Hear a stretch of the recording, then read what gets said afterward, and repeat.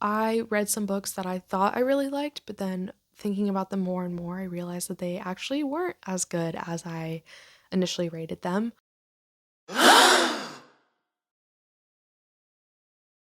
Okay, hi and hello. I'm coming at you with wet hair today because I want to record this video now and I air dry my hair and I don't want to wait forever to record this video.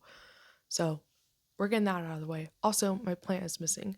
That is because my cat is right there and I will be damned if I move her.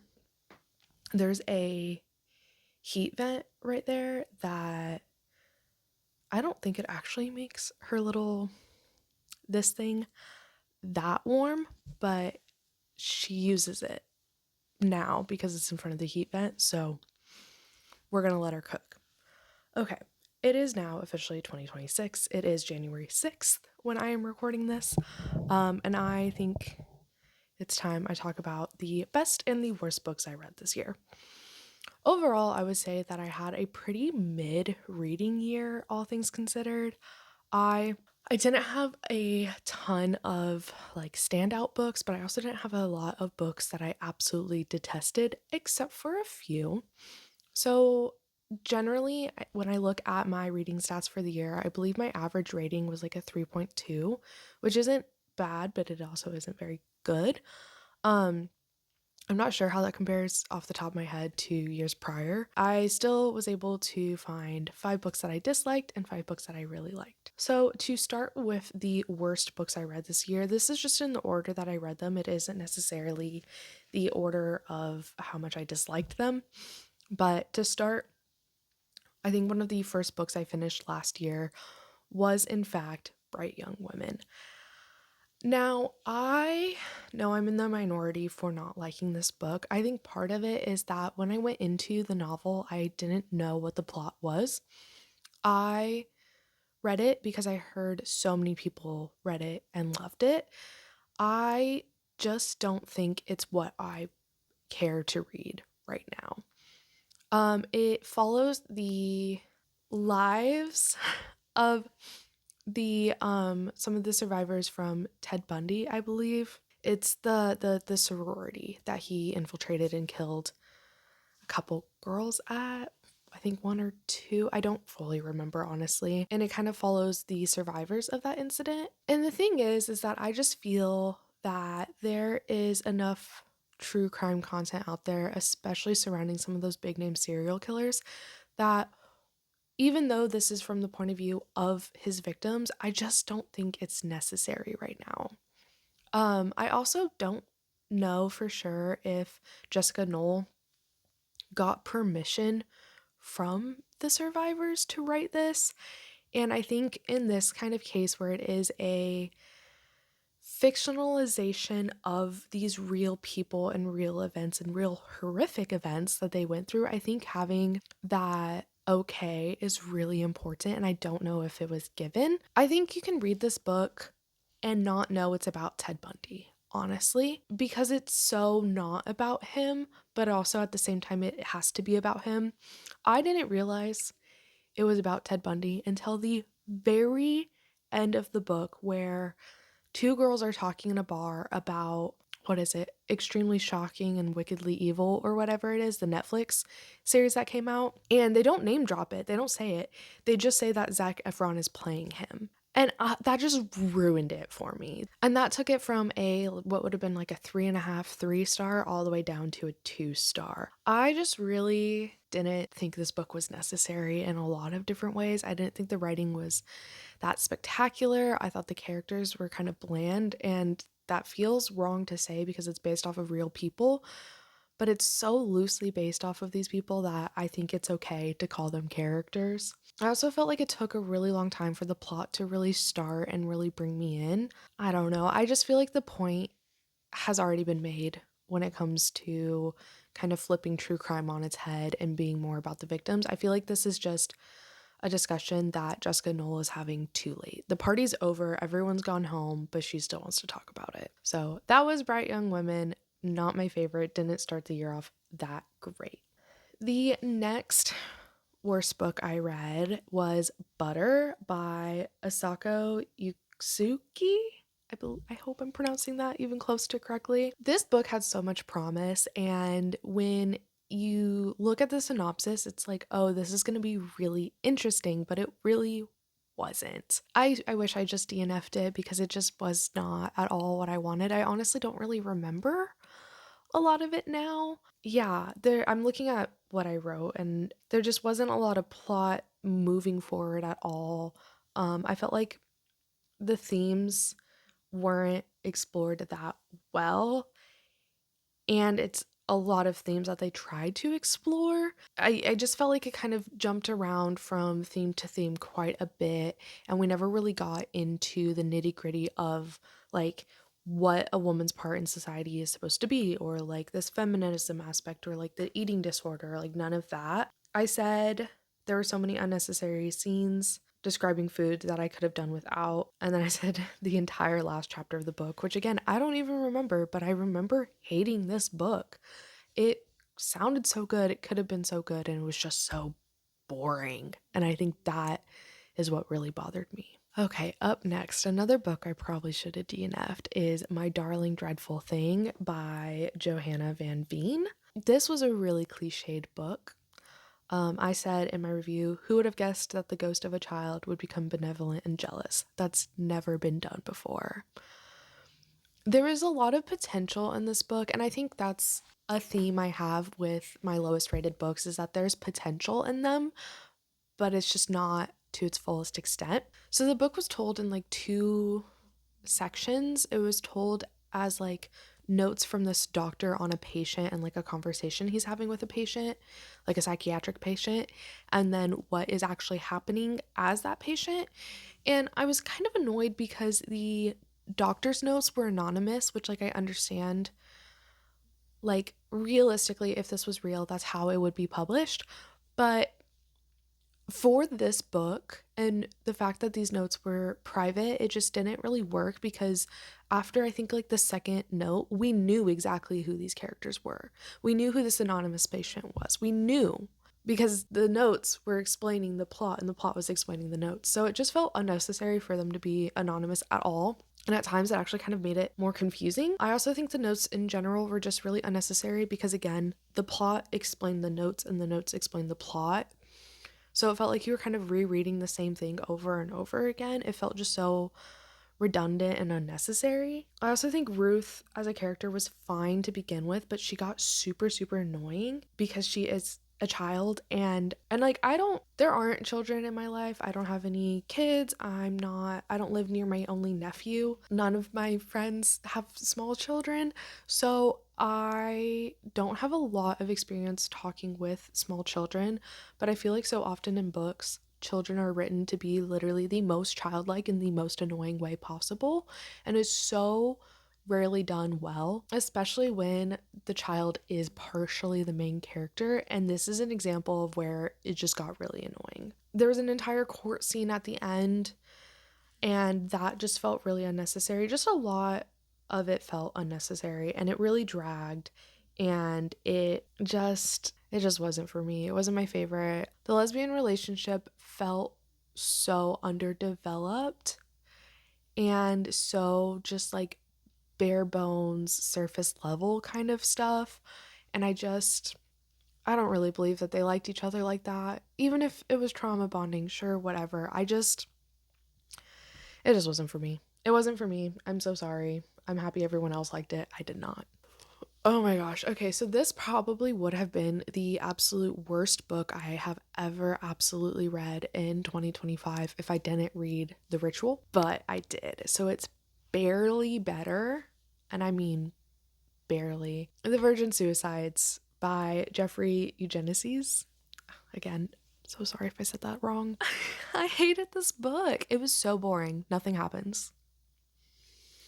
Literally nothing happens. It is such a surface level way to talk about depression and a potentially abusive household. I think especially because this book was told by the point of view of like male peers as like a whole, that it really worked against what we could have learned about these girls, right? And we are told throughout the entire book that they're depressed, that they are melodramatic and hate their lives, but we're never really given actual glances and actual reasoning to why. It's all tell and there's like no show, and I hated that.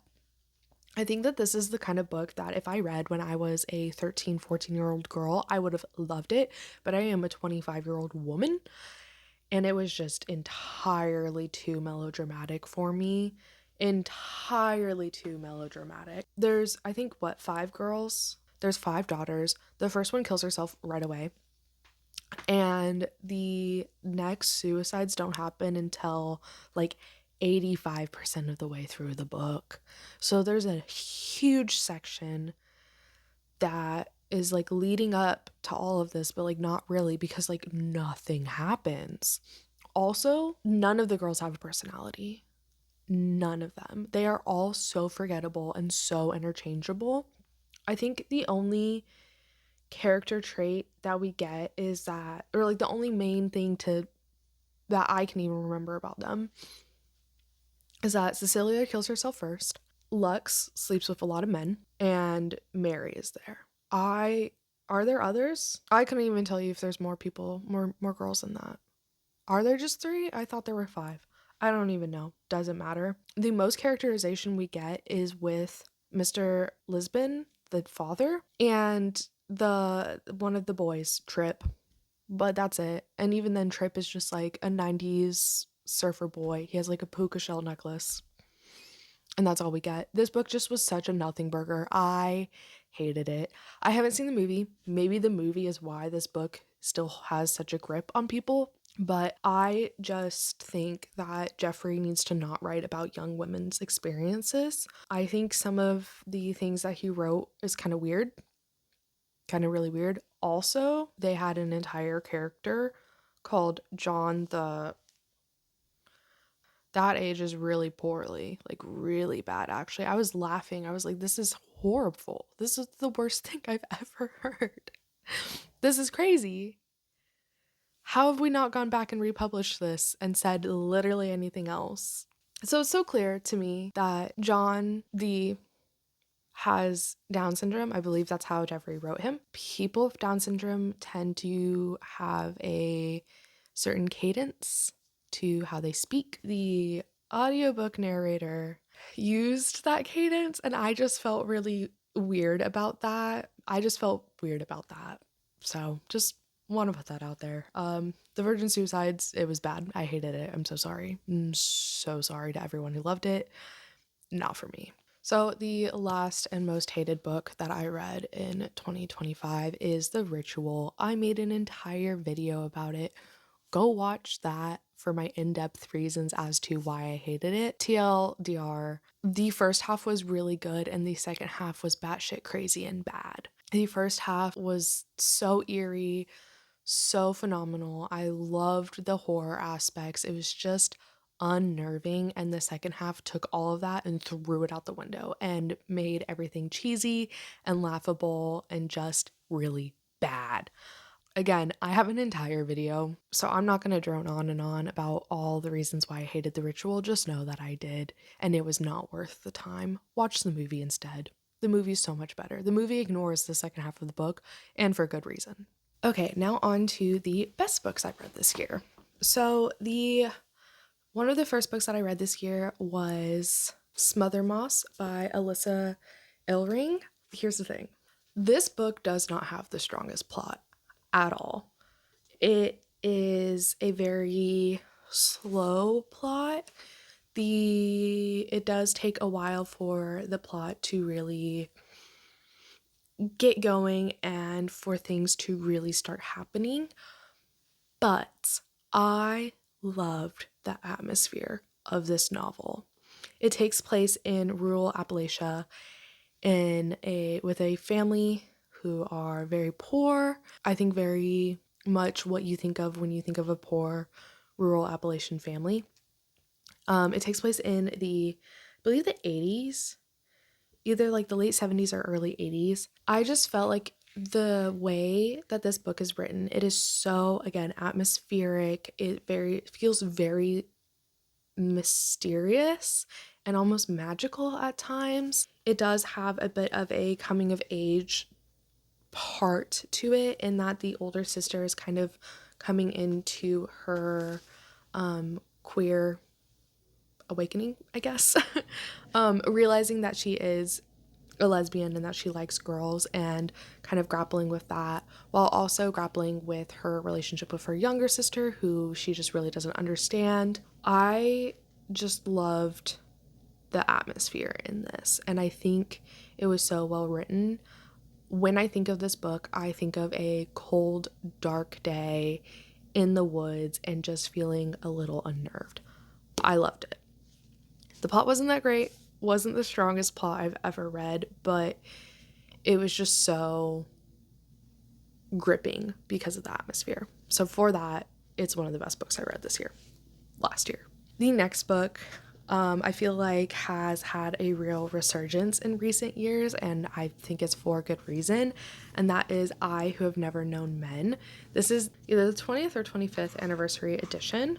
It's the 20th. I was absolutely amazed and blown away by this book. I loved the eerie atmosphere that Jacqueline had created. Our main character is so like cold in a lot of ways. She doesn't understand things. She doesn't feel as like warm and bubbly as you expect someone of her age to kind of be.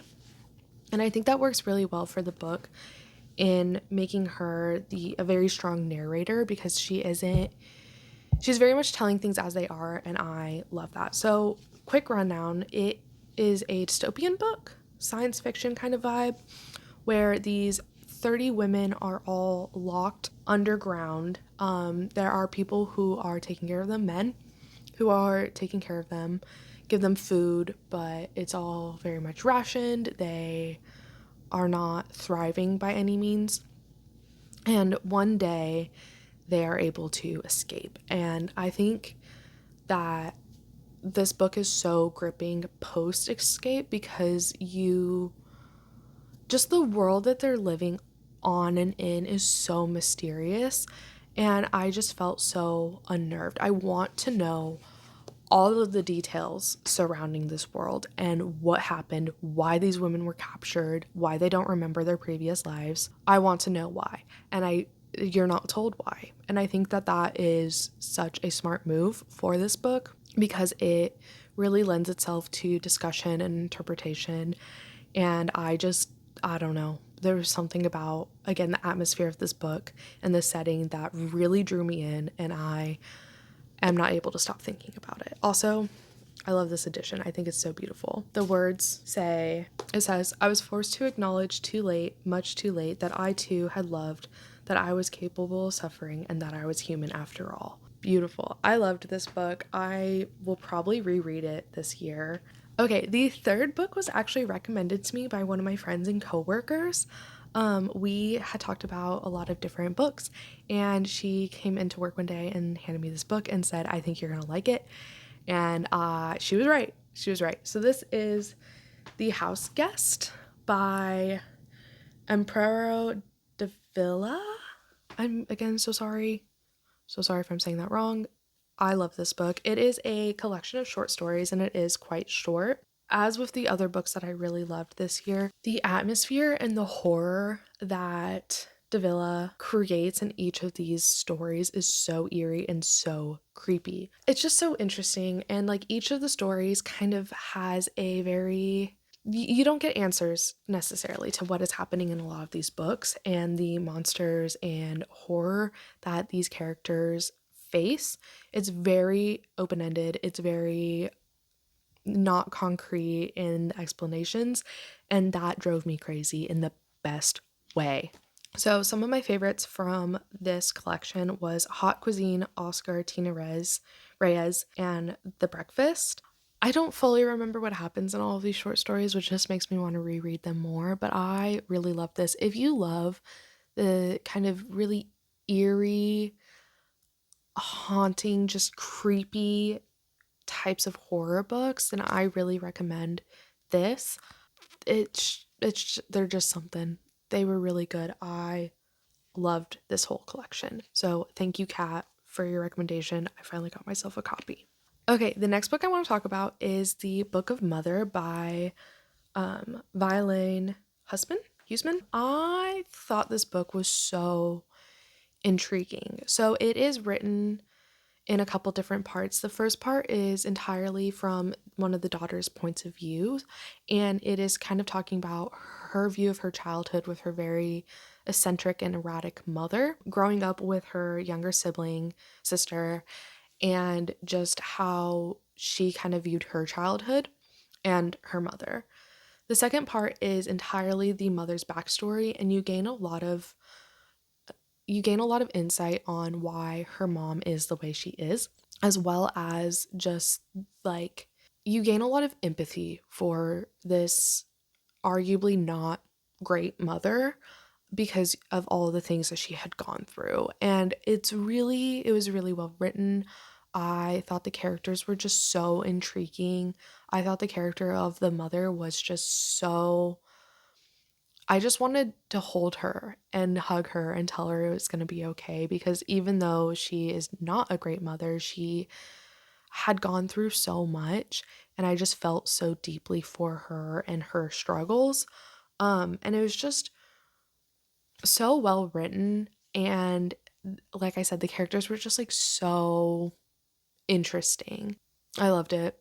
I really loved it. If you enjoy books that are looking at the relationship between different generations and the kind of generational trauma that can come with that, this is definitely a book for you. I thought it was really well written. Oh, Miss Krusty, she's emerged. Oh, bless you. Okay, the last book I want to talk about today is Everyone in This Room Will Someday Be Dead by Emily Austen. This is the third Emily Austen book that I've read. The first was Interesting Facts About Space. The second was We Could Be Rats, or We Were the Rats, something like that. I don't quite remember. When I read Interesting Facts About Space, I was kind of blown away because it was not a type of book that I usually pick up and usually enjoy, but I just really loved how charming Austen's characters are, how they're quirky and relatable without it being like over the top and annoying. It's not like a Disney-fied version of quirky and relatable. They just are quirky people. I really love the growth that her characters go throughout the entire book. They start in this kind of like not quite rock bottom place, and then they have all these kind of misadventures, and by the end of the book things are okay, and they are okay, and things will be okay. And I really love how she writes her characters in that way. So after reading Interesting Facts About Space, I definitely wanted to keep reading more of her books. Okay, so I read We Could Be Rats. It wasn't my favorite. I thought it was a really interesting way that it was written, but it just, I don't know, it didn't hit home for me quite as hard as Interesting Facts About Space. Then I read Everyone in This Room Will Someday Be Dead. This is a book about a girl who has kind of oblivious parents. She sees that her brother is kind of spiraling into alcoholism, and after getting into a car accident, she breaks her arm and ends up as a receptionist at a Catholic church.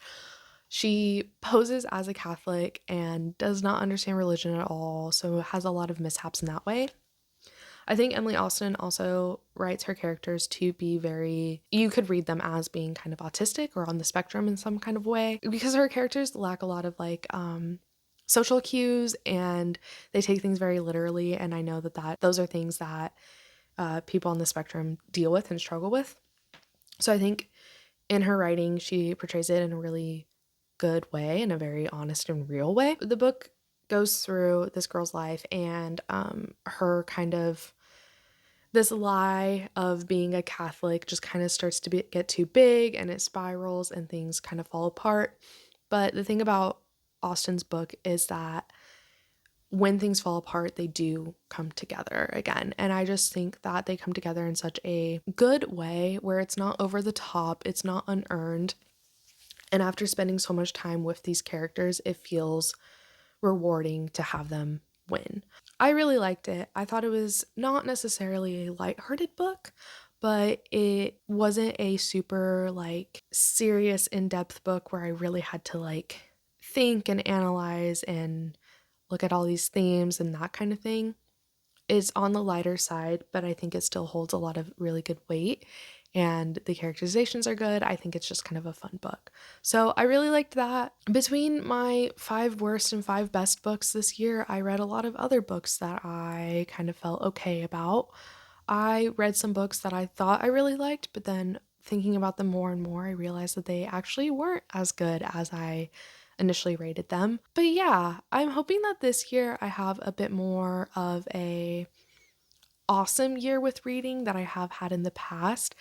I read a lot of books last year. I read 106. My goal was 75. And then after passing that quite early in the year, my new goal was 100 and I did reach it. I know that's a lot of books. I listened to a lot of audiobooks and I was also unemployed for I think like 5 months. I had some time to read a lot. um I go on a lot of hikes where I listen to audiobooks. I do a lot of puzzles where I listen to audiobooks. Audiobooks are the main way I consume literature. So 100 is a lot, but I don't know, it felt reasonable for me. Have you read these books? Do you agree with me that they are the absolute best or the absolute worst? What were your top books and your worst books that you read last year?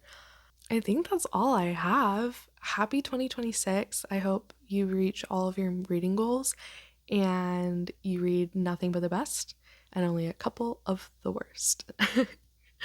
Thank you so much. And I will see you in the next one.